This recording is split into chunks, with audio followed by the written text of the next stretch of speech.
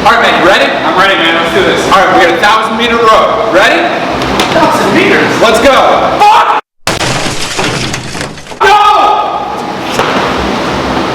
What's up, Rebels? What's up, Pride Crew? Doug here at Pride Conditioning, and we are on the Concept 2. We are on the rower, and we are beginning our 5-part series on technique to get you a 2,000-meter PR time.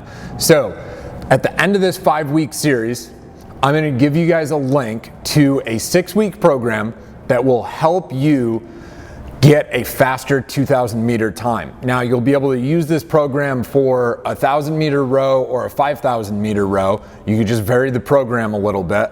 But the goal of this program is to get your 2,000-meter time faster. So today is part 1 of our 5-part series, and today we are going over the damper and drag factor and how that relates to your rowing technique and how it relates to the 2,000-meter time. All right, ready guys? Here we go.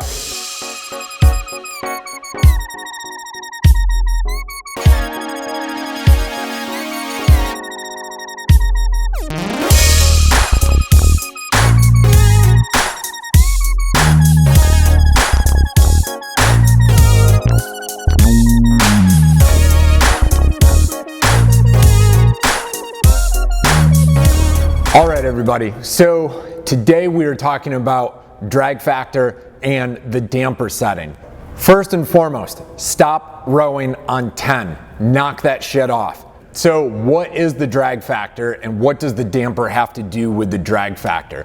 So the damper is how your row and how your pull feels, but it is also going to fatigue you faster if you set it too high, depending on how far we are rowing. So in general, I tend to row on just below a 6. You'll see this in a second. I'm gonna go over the drag factor and moving the damper up and down and testing this out.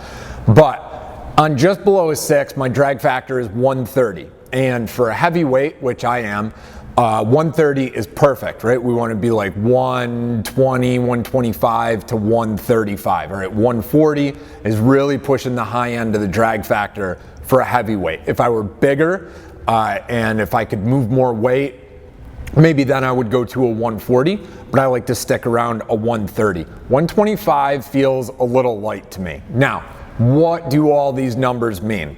So the damper on the side, okay, everybody thinks that this is your resistance setting. And while this is partly true, just because you row on 10 doesn't mean that you're gonna be faster. It doesn't mean that you are expending more calories. It doesn't necessarily mean that you're gonna get a faster time. A lot of people row on 10 because they see the calories or the meters clicking by faster. The problem is, you are not efficient in your pull, especially if you are a lightweight rower or if you're a female. You should never row on 10. We're gonna go over the drag factor and how this relates and how it relates to the damper. So you'll be able to see when you put the damper up where your drag factor is and when you bring the damper down where your drag factor is. So to understand drag factor, I'm gonna give you 3 different people. So I'm gonna give you my wife. She's up front in the office right now. My wife is 5'1.5" and weighs 120 pounds. So let's say that we put her in an actual competition rowboat, a scull.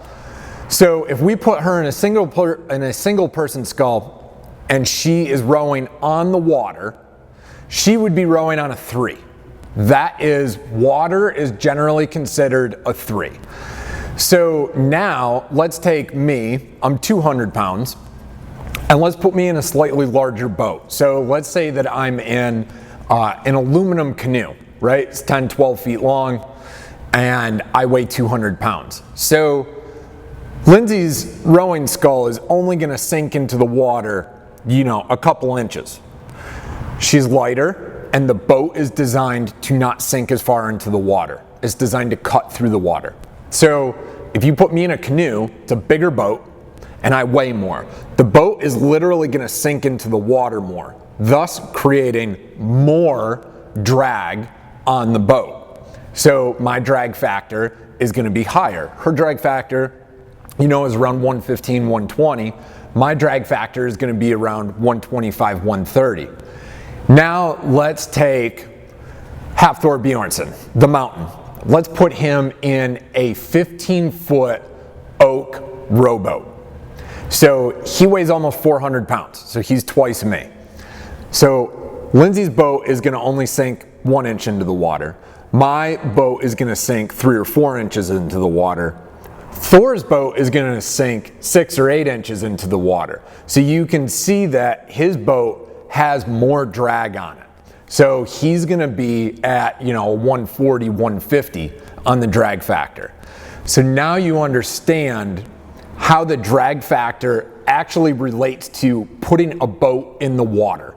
Now, Lindsay's strength puts her at that drag factor, and that drag factor is perfect for her. That's where she is going to be most efficient. My drag factor, as I sink my boat into the water a couple more inches, right? If I go too light, I can't pull fast enough. I can't keep up with it. So if I go too heavy though, if I got in Hafthor's boat, if I went too heavy, the boat sinks so far into the water, the drag factor is so high, I'm going to fatigue and I'm actually going to get slower.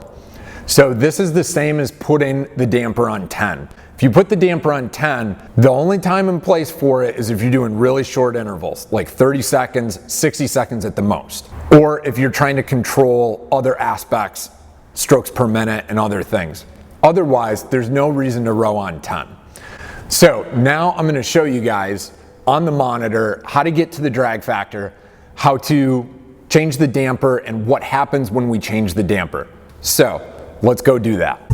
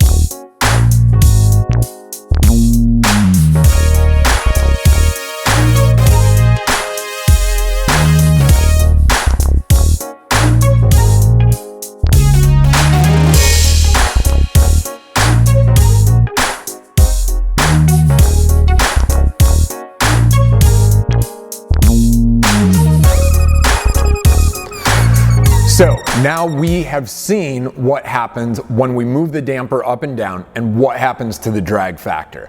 Now you guys have seen what happens when we row on 10 and how high the drag factor is, and that there is no reason to row on 10, especially if you are going to continue on with me in this 5-part series and you're going to go through this 6-week program that I'm going to give you guys. You're not going to row on 10. You're going to find your sweet spot and you're going to find your optimal drag factor. Thanks for watching. Please like, subscribe, share, and please comment. I love talking to you guys about rowing and kettlebell and fitness and working out and all that. And the more you guys talk to me, the more I know what you guys like to see in the videos. And I just like talking to you guys about working out. So please comment, like, subscribe, share, and all that jazz. Thanks for watching, guys. Peace.